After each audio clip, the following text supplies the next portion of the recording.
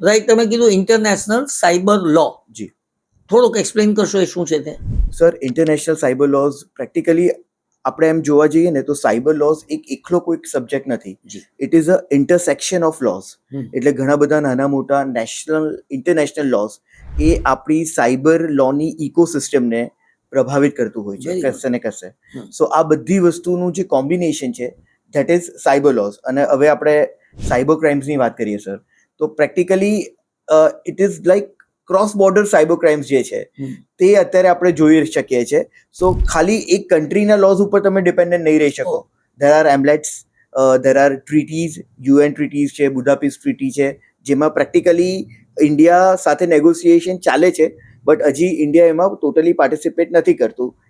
It's not authorize signatory in that treaty, Budapest treaty. એટલે internationally ઘણી બધી વસ્તુ છે જે આપણે પ્રભાવિત કરે છે. સો નેશનલ ઇન્ટરનેશનલ બંને બેઝ આપણે બિલકુલથી જોઈશે.